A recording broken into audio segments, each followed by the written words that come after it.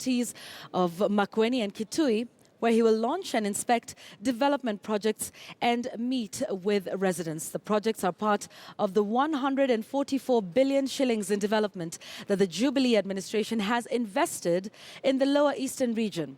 He will conclude the first day of his working visit by launching the tarmacking of Kibwezi-Mutomo Road section at Kibwezi. He will then address a public rally at St. Joseph Girls High School, Kibwezi grounds. Tomorrow, he wraps up the two-day visit with the commissioning of the Kenya Medical Training Center, Makueni campus. He will also be launching medical equipment at Makueni Level 5 Hospital. All right, so we want to talk more about this, and we have Honorable Dan Manzo, who's the MP for Makueni. Thank you very much for joining us on News Center. So I want to start off by asking you this question. The President's spokesman, Manoa Sipisu, says this is not a political trip, and this is just to take a look at some of the development projects that have been launched in the area. Do you agree or disagree? I disagree, because first and foremost, the President is a politician, and elections are about the corner. As much as, some of things which were supposed to be done, they have taken 3 years now to be done. So why is he coming at the very last moment to launch these projects? I want to appreciate and say that I was in the Kibaki administration, where we served with the President, Uhuru Kenyatta. He was actually a deputy prime minister. So the political class in Kenya, they know each other. And we know how politics run in Kenya. We want to appreciate that the Vision 2030, which they have been implementing, was started by President Kibaki. And most of the projects were started by President Kibaki then, like the Thwake Earthy Dam, which I'm sure is one of the issues the President will deal with. We will only be 20 kilometers away when he comes to Makueni constituency tomorrow. We'll only be 20 kilometers away from the Thwake Earthy Dam. Other than these other projects on health they are implementing, it would have been better for him to come and open a KMTC where we are training medical personnel. And you can see they are on strike. It would have been better to sort out the strike matter and then come to deal with the health matter in Makueni. All right, but isn't that being handled by the Cabinet Secretary in charge of health? Should we stop all other projects to do with the health sector because the doctors and nurses are on strike? Well, you know, if the President intervenes, the other Cabinet Secretary is trying. These matters have been brewing for quite some time now. If the President intervenes before he comes to touch on a health matter, trust me, the patients will be treated in Makueni tomorrow. But when he comes to Makueni District Level 4 Hospital tomorrow, he's not going to find the doctors there. Okay. There will be no treatment going on. Isn't it not a contradiction? I think it will just take him a few minutes before he leaves Nairobi in the morning to have the doctors at work.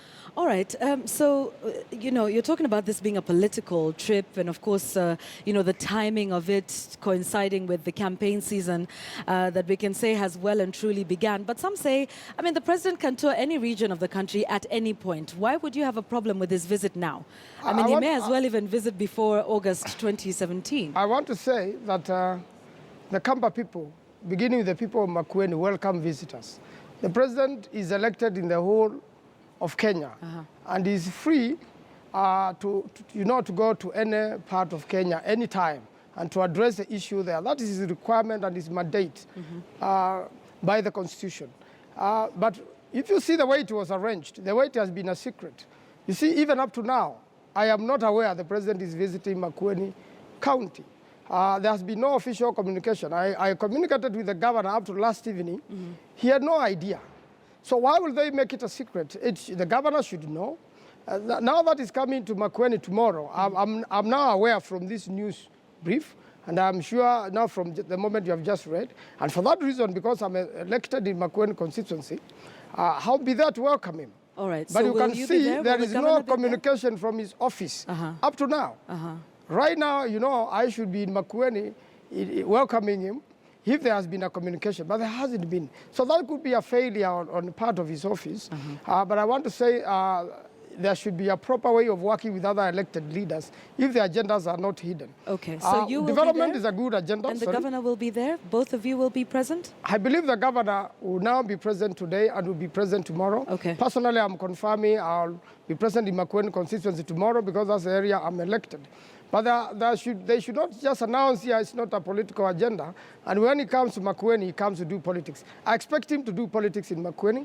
I know Jubilee is handing in Ukambani right now. Yeah. And the development is good. So these projects is launched, they were started a long time ago by President Kibaki. And I'm happy they have been completed or they are still be launched because none is there as such. The Dwake Dam is not there. The tarmac road has even been launched 3 times before, the Kibwezi Road. You remember the other day people were to be tear gassed because of it. There are many other roads in Makueni like Ukia and Mali, which has even been earmarked in the budget. Even previous ministers have said this road will be tarmacked 2016-2017 budget. Come that budget, the road is removed. And this is where he's coming now tomorrow. Okay, all right. Let's get another perspective on this conversation and speak to Kisoi Munyao, who's the member of Parliament for Mboni. Kisoi, thanks for joining us on phone. I'm here with the Honorable Manzo, who says this is all about politics. The timing is suspect. That there is an ongoing doctor strike, and the president should perhaps address those issues first before opening health centers in Makueni County. That the county officials, MPs of the area were not informed of this visit. What's your take on what he's had to say? Foremost, it's regrettable that we have the health strike that is going on at the current moment. And we have a very competent minister who we are sure that he's going to handle the matter quite effectively. And there's no cause for alarm. The fact that it means there's a strike does not mean it is the end of the world. Other businesses must go on as usual. And today is an historic day for the Lower Eastern. The president will be moving in to actualize his promises that he gave to the people of Lower Eastern when we visited him at State House. And one thing you must realize is that pessimists will never see anything positive. Those merchants of poverty and anti-development in Ukambani are now getting scared that it is a political agenda. The president is moving in today to execute his mandate as the president of the Republic of Kenya, to uplift the welfare and the standards of his own people, Makueni included. This is not about party politics. This is not about politics. This is about development. And that is quite disheartening to hear cheap politics about the president's initiative when whatever he's going to do is quite historic. For over 5 decades, Kibwezi Kitui Road has been a thorn in the flesh. All the other party regimes completely failed to actualize that. President Uhuru Kenyatta has now moved in to make good his promise that by ensuring that road, which is an economic pillar to the Lower Eastern, gets completed. All right. We're going to tour various development projects in the region. All right, Kisoi. Yes. Kisoi, allow me to ask you this. This is not the president's first trip to the Lower Eastern region. In fact, he was there a little earlier this year, and some of these projects could have been commissioned then. We heard that the projects were apparently not ready or the paperwork wasn't ready, but some say these projects were already there and that therefore the timing of this is right in line with the campaign period. In fact, the commissioning of that Mutomo Road going into Usweni, connecting to Sekuru, which is Kalonzo Musyoka's backyard, that this is all about politics and trying to woo the Kamba votes that helped Mwai Kibaki get into the presidency, and perhaps Uhuru is hoping for the same. One of the things that I completely don't understand is how the road was not launched without a contract. Legally, and then that defeats common logic, because as far as I am concerned, the contract for commissioning and starting of work for the Kibwezi Kitui Road was executed just 2 weeks ago by the Chinese government and the Treasury. So how was that launched without any contract? That is one thing. 2, this is not about politics. It's not about votes. This is about development in our region. But Kisoi, it certainly helps politically, though, doesn't it? Yes.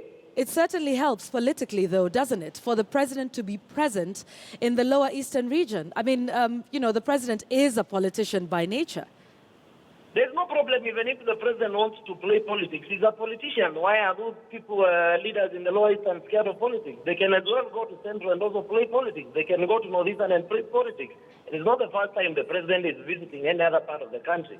He has been in Western for quite a number of times, Coast a number of times, Central a number of times. So what special does it make that you cannot visit twice or thrice? All Lower right, Eastern? okay, and that's Those an are people who interesting are point. just scared of the growing popularity of Jubilee and the President Uhuru in Ukambani. Great, thank you, Kisoi. Is that the case? Just stay with me on the line. Is that the case? Is The case, is in court fact, scared? part of the visit of the president is to rescue some of these members like Kisoi who defected from their local party in a breach of the law and went to Jubilee. And in fact, according to the constitution, their seats fell vacant the day they were in Kasarani Lodge, Jubilee. So by going to launch a project there, the president is hoping to rescue Kisoi a little bit. But I can assure you, unless going home with the president, Kisoi has run away from the constituency and is not likely to be re-elected at all. And in fact, you want to encourage Kisoi to come to Mboni, carry the picture of President Uhuru and come in with the Jubilee party. I can assure you, you will not even get 1,000 votes. And the same with Mutomo, where the president is going to go. As you know, the local member there is in a lot of trouble. So the president is hoping by doing that tarmac, that particular member may be re-elected. And you know, this is politics, and trust me, it's not going to work. We want real development, not just a rushy or just launching projects which do not work at all. Right. I want to tell you, finally, part of that road was being constructed in Kitui, you know, from Mwingi, and as soon as President Uhuru was no longer in power, that stopped up to today. If the Jubilee government was serious, instead of just doing roads in patches, why could it have completed that bit by now and it is part of that major road? It stopped. For a long time now, the Mwingi North Member of Parliament even joined Jubilee hoping they could complete the road. They have never. And the fate of what has happened to that road is also likely to happen in Kibwezi. But I wish them well, and I hope this time Jubilee government is going to be serious. Okay, Kisoi, he says this is to rescue your political career after the defection. What say you to that? What I want to tell you that those are sentiments of a desperate politicians, those who are scared of Uhuru's growing popularity in Ukambani.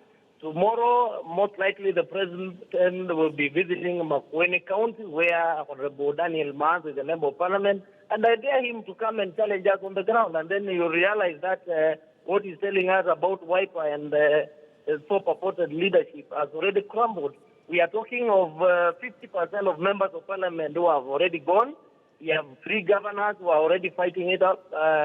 We have Machakos that has been already taken by... All right. We seem to be losing Kisoi Munyao, who's the Member of Parliament for Mboni, but I think he had made his point. Sorry, we have a problem with the phone connection there. But he was just saying he's challenging you, and you say you will be present? Yes, I'll be present. Will Kalonzo Musyoka be present as well? Well, this road really goes to his backyard in Sekuru. This time around, he has not been invited, but last time when the president intended to visit Ukambani, we had no problem with it. And up to today, we have no problem with the president visiting Ukambani. Just like the way Kalonzo Musyoka visits Kiambu and other parts of Kenya. Everybody is free. In fact, politicians must remember, you know, this aggression is unnecessary. Because, you know, Kenya is for all of us. Of course, politics are competitive. And that's why I'm daring Kisoi Munyao to come and run in a Jubilee ticket in Ukambani. I can assure you, he will be home in the morning. In fact, the people of his constituency, they already know him as a former member of parliament. Thank you for your time. Dan Mans, a member of parliament for Makueni County, and also Kisoi Munyao, who is the member of parliament for Mboni, who joined us on phone. I thank you both. We will look forward to seeing both of you on the ground during the president's tour to Lower Eastern region that starts today. You're watching News Center. Let's remind you of our top story on the show this morning. Patients are seeking services from public health facilities, and they will face more anguish today as the nationwide health workers' strike enters day 2. The situation remains unresolved following the collapse of talks between the Nurses' Council of Governors and the state. Officials of the Kenya Medical Practitioners, Dentists and Pharmacists Union insist that the implementation of the 2013 CBA holds the key to unlocking the pay impasse that has caused a crisis in public hospitals and thrown the country's health sector into disarray. That is the top story we're following for you at this hour. Please do stay with us for more on that. We're taking a quick break. We'll be right back.